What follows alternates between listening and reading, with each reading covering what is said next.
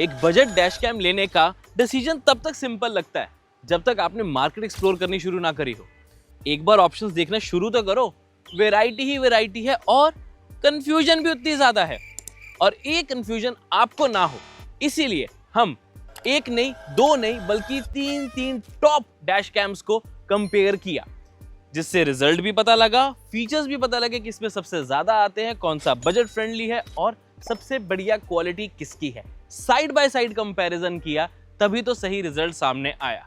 हम बात कर रहे हैं क्यूबो, सीपी प्लस और बोट के डैश कैम की, जो कि बजट फ्रेंडली होने के साथ साथ रेनाउंड ब्रांड के हैं और फीचर्स ही फीचर्स के साथ आते हैं।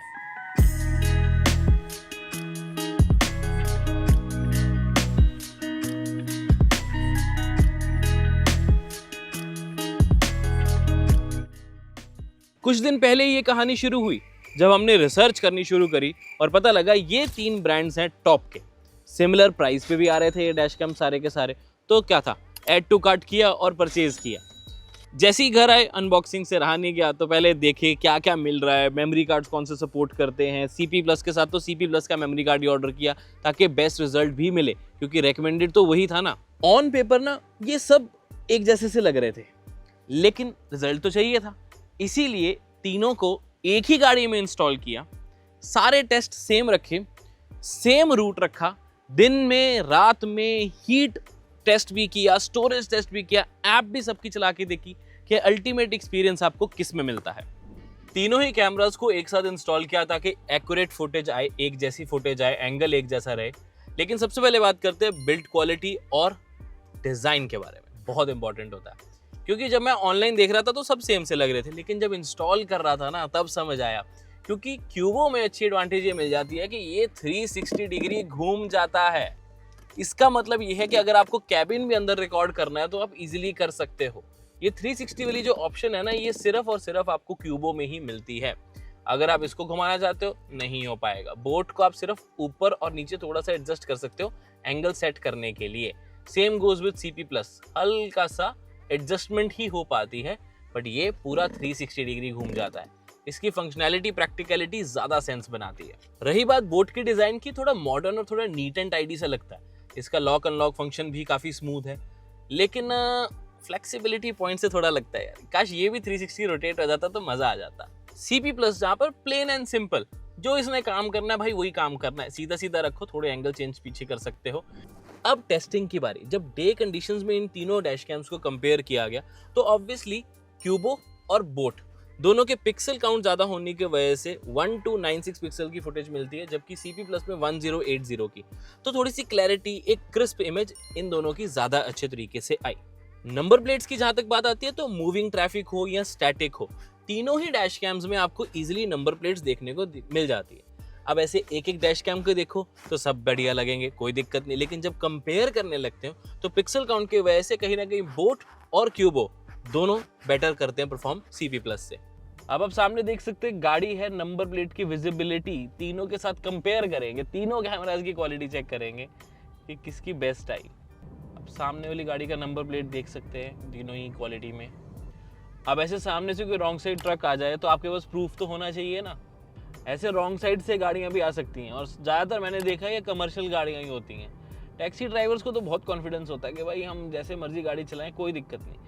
वैसी ही बाइक भी आती है, देखो ये देखो, बाइक भी wrong side. Again dash camps का सबसे बड़ा यही फायदा रहता है कि एटलीस्ट आपके पास प्रूफ तो रहता है कि भाई कौन गलत आ रहा था, कैसी चीज़ हुई, क्या सिचुएशन थी, एवरीथिंग यू विल नो। क्योंकि किसी का नहीं पता कौन कैसे ओवरटेक करके किधर को चला जाए। अब जैसे इन तीनों डैश कैम्स में सिर्फ क्यूबो ही है जो 360 पूरा रोटेट हो जाता है, यानी कि जैसे भी इसको मैं घुमाऊंगा तो अब मैं अपने कैबिन की वीडियो भी रिकॉर्ड कर पाऊंगा। अब हम बेसमेंट में जा रहे हैं देखने के लिए कि बेसमेंट की फुटेज कैसी आती है। बेसमेंट में क्या होता है कि कई बार कोई गाड़ी गलत लेके आ रहा है या सही भी लेके आ रहा है, सही जगह पार्क करनी है, कुछ भी हो सकता है। Dash camps can really save you from anything, literally anything. Parking की फुटेज अगर रिव्यू करी तो सबसे ज़्यादा ब्राइट है क्यूबो की फुटेज, फिर आता है सीपी प्लस जिसमें थोड़ी क्लैरिटी फिर भी मेंटेन रखी गई है। बोट में तो कलर ही बदल गया। क्वालिटी फिर भी डिसेंट है बट कलर कुछ ग्रीनिश आ गया, गाड़ी का कलर ग्रीन कलर का हो गया। तो इन दोनों में आपकी प्रेफरेंस कौन सी है, कमेंट करके बताओ, CP प्लस या क्यूबो। ज़्यादा ब्राइट फुटेज क्यूबो में है और कंट्रास्ट ज़्यादा CP प्लस में मेंटेन्ड है। एक डैश कैम का असली टेस्ट रात को होता है, पता है क्यों? एक लो लाइट कंडीशन ना दो तरह की होती है, एक होती पार्किंग में जहाँ लाइट कम है तो वो किस तरीके से परफॉर्म करते हैं, एक होता है नाइट ड्राइव में क्या होता है, अनइवन लाइटिंग होती है, कहीं पे लाइट बहुत तेज होती है, कहीं पे लाइट बिल्कुल नहीं होती, आगे से कई बार सीधी कैमरे के लेंस पे तीखी लाइट बज रही होती है, हाई बीम पे अगला पर्सन लेकर आ रहा है गाड़ी, तो तब परफॉर्म कैसे कर पाता है कैमरा, वो बहुत इंपॉर्टेंट होता है। इसलिए ये वाला टेस्ट किया जा रहा है, इसको रिव्यू किया जाएगा सिस्टम पे कि कैसा आया। बट ऑन पेपर अगर देखें तो क्यूबो के पास HDR होने के साथ साथ WDR भी है, यानी कि वाइड डायनामिक रेंज। इसका मतलब ये होता है कि जो ज़्यादा लाइट हो या ज़्यादा डार्क हो उसको बैलेंस आउट कर देता है ये, कि अगर एक तरफ पूरा अंधेरा और एक तरफ से डायरेक्ट लाइट पड़ रही है तब भी उस लाइट को कम कर देगा और अंधेरे वाले को ब्राइट कर देगा। So which is why I personally believe Qubo के साथ पहला भी जो एक्सपीरियंस रहा है कि क्यूबो के डैश कैम्स के साथ आपको ब्राइट फुटेज मिलती है, तो कभी भी डार्क एरियाज में दिक्कत नहीं आती। बट लेट्स सी रिव्यू में क्या बनता है। क्यूबो की फुटेज देखें तो आप देख सकते हो चाहे ब्राइट एरिया हो या डार्क, दोनों केसेस में फुटेज बैलेंस्ड है। इसका मेन रीजन है इसका नाइट पल्स विजन टेक्नोलॉजी जो क्यूबो अपने कैमराज में यूज करता है। HDR और WDR होने की वजह से डार्क एरियाज में और ब्राइट एरियाज में दोनों में ये फुटेज ऑप्टिमाइज करता है। बोट में WDR नहीं है तो ब्राइट लाइट पड़ते ही फुटेज ओवर एक्सपोज हो जाती है। Image quality overall night time में भी अच्छी है, लेकिन CP प्लस नाइट रिकॉर्डिंग तो करता है लेकिन डिटेल रिटेंशन कंपैरेटिवली थोड़ी सी वीक लगी मेरे को। तो ओवरऑल क्यूबो में ज्यादा फीचर्स होने की वजह से I think क्यूबो has an upper hand over here. Indian conditions में हीट या वेदर चेंज एक बहुत सीरियस फैक्टर है। आप तो गाड़ी में बैठ के AC चला के बैठ गए, लेकिन जब आप गाड़ी में नहीं हो, पार्किंग में गाड़ी खड़ी है, तो टेम्परेचर तो सब डैश कैम ही हैंडल कर रहा है ना। तो क्यूबो जो है वो लिथियम बैटरीज नहीं बल्कि सुपर कैपेसिटर्स यूज करते हैं, यानी कि -20 डिग्री से 85 डिग्री तक का टेम्परेचर ये हैंडल कर सके। टॉलरेट किया जाता है इससे ताकि लॉन्ग टर्म रिलायबिलिटी में आपको कोई इशू ना आए। Boat and CP plus conventional battery based system पे काम करते हैं, which is good, not bad, लेकिन लॉन्ग टर्म रिलायबिलिटी पॉइंट से तो सुपर कैपेसिटर्स बेटर रहेंगे, यानी कि क्यूबो का डैश कैम बेटर रहेगा।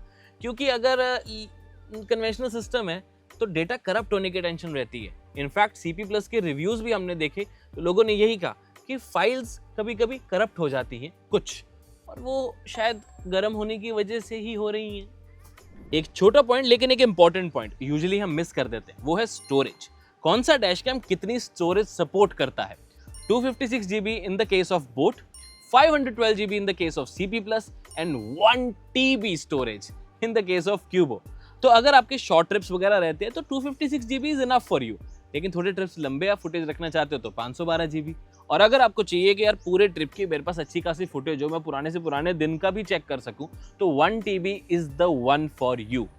लेकिन ऑफकोर्स मेमोरी कार्ड आप अलग से परचेज करते हो।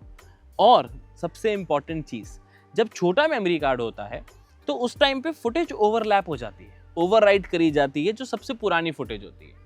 तो ज़्यादा बड़ा मेमोरी कार्ड ना आपको एक फ्लेक्सिबिलिटी प्रोवाइड करता है कि मैं ज़्यादा पुरानी स्टोरेज में पुरानी फुटेज भी रख सकता हूँ। फॉर एग्जाम्पल एक ऐसा करता हूँ, कैलकुलेट करके यहाँ लिख देता हूँ कि अप्रॉक्सीमेटली 10 मिनट की जो फुटेज होती है वो कितनी स्पेस लेती है इन तीनों कैमराज में। हार्डवेयर के बाद ना सॉफ्टवेयर एक्सपीरियंस इक्वली इंपॉर्टेंट हो जाता है, क्योंकि एक्चुअल में आप इनकी एप्लीकेशन ही तो यूज़ करोगे जब आपको फुटेज देखनी है, एक्सेस करनी है, डाउनलोड करनी है, शेयर करनी है। तो टाइम वगैरह सब ट्रिप की इंफॉर्मेशन ज़्यादा अच्छे तरीके से एप्लीकेशन पे आती है। तो क्यूबो के ऐप से शुरू करते हैं। ये ऐप मेड इन इंडिया है, चलाने में भी आसान लगती है। It is also backed by hero group, और इसका इंटरफेस ना काफ़ी स्ट्रक्चर्ड है। जिन लोगों को फ़ोन ज़्यादा चलाने की आदत नहीं भी होती ना, वो भी इस ऐप को ईजिली यूज़ कर पाते हैं। और ट्रिप वाइज आपकी डेट के हिसाब से, आपकी इन्फॉर्मेशन के हिसाब से, टाइम के हिसाब से भी सब ऑर्गेनाइज्ड वे से आपके सामने रहता है। तो आपको बहुत जल्दी आपकी फुटेज मिल जाती है। जब आप ढूंढने लगते हो कि यार मुझे वो वाली फुटेज चाहिए थी, वो वाली गाड़ी की चाहिए थी, तो that is very easy on the Qubo app. However boAt का user interface is also good. The only problem is वो अच्छे से काम नहीं करता। मैं 2-3 बार ट्राई किया, अलग अलग जगह पे जाके ट्राई किया, वो लोडिंग ही चलता रहता है। डिज़ाइन फिर भी ठीक है, लेकिन वीडियो प्ले ही नहीं हो पा रही। तो जब मैं वीडियो देख ही नहीं सकता तो what is the point of the application. फिर मैंने सोचा कि चलो इस फुटेज को डाउनलोड करके देखते। डाउनलोड फटाफट हो गई, लेकिन प्ले वो फिर भी नहीं हो रही थी, यानी कि मैं एक्सेस नहीं कर पा रहा। हालांकि अगर मेरे को कंप्यूटर पे वो फुटेज देखनी है तो मेमोरी कार्ड के थ्रू मैं इजीली उसे रिट्रीव कर सकता हूँ, लेकिन उसमें फिर वो ट्रिप वाइज फोल्डर नहीं बना हुआ ना, वो तो एप्लीकेशन पे आता है। तो यार बोट की एप्लीकेशन काम नहीं कर रही है। CP+ की जहाँ मैंने एप्लीकेशन यूज़ करी थी ना, उसका क्या है, वो बहुत बेसिक है, दिखने में मॉडर्न वगैरह बिल्कुल नहीं लगती, तो मज़ा नहीं आ रहा था उसको चलाने में ऑनेस्टली।